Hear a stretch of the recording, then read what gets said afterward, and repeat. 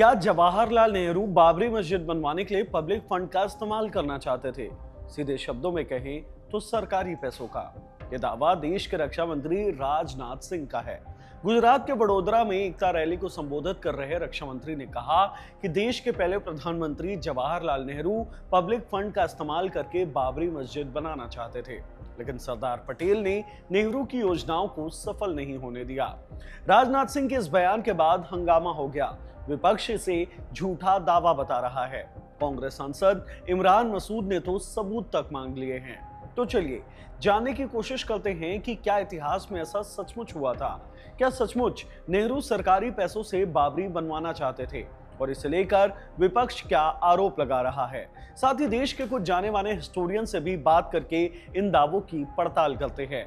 Hello, मैं हिमांशु हूं और आप देख रहे हैं खबर गांव।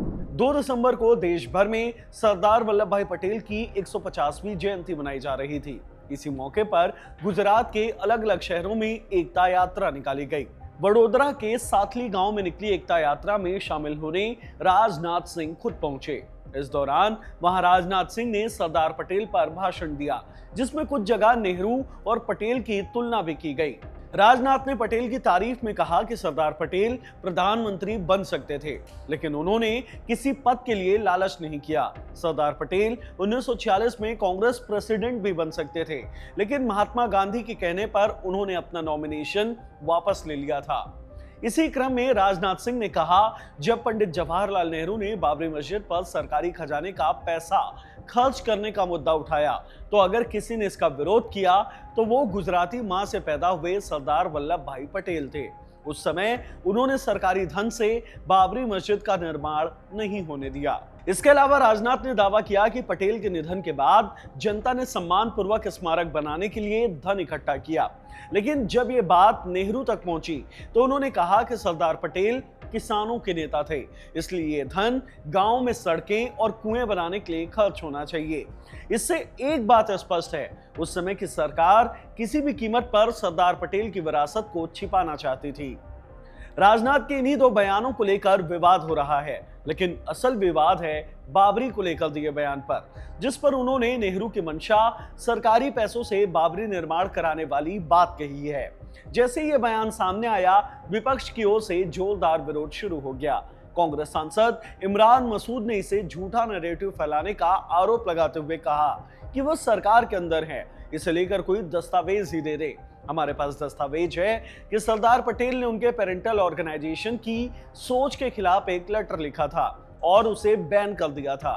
तो ऐसी बात ना करें। अगर सरकार में बैठे लोग इस तरह की बातें करेंगे और इस तरह का झूठा नैरेटिव फैलाएंगे तो ये बहुत दुखदाई है।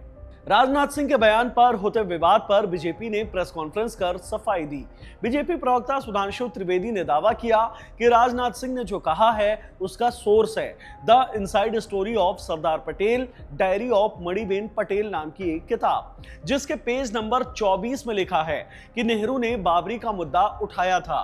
सरदार पटेल ने इसका विरोध किया और कहा कि सोमनाथ का पुनर्निर्माण बिल्कुल अलग मामला है। 20 सितंबर 1950 के बाद नेहरू शांत हो गए।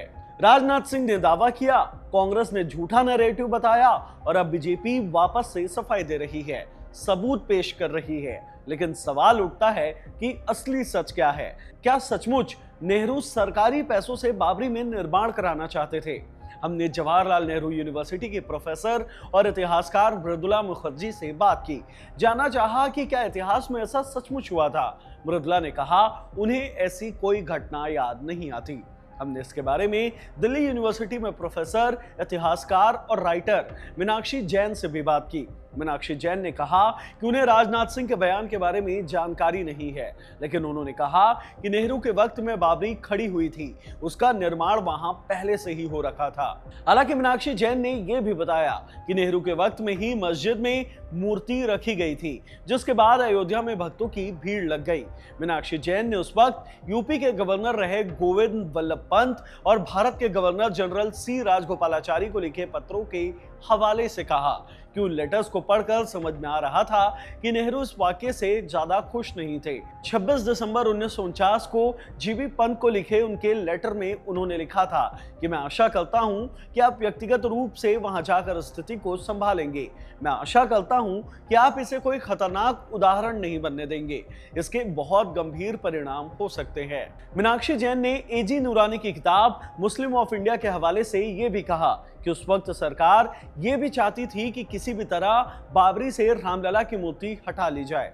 नेहरू यहां तक तर्क दे रहे थे कि अयोध्या में जो हो रहा है उसका असर कश्मीर मसले पर पड़ सकता है।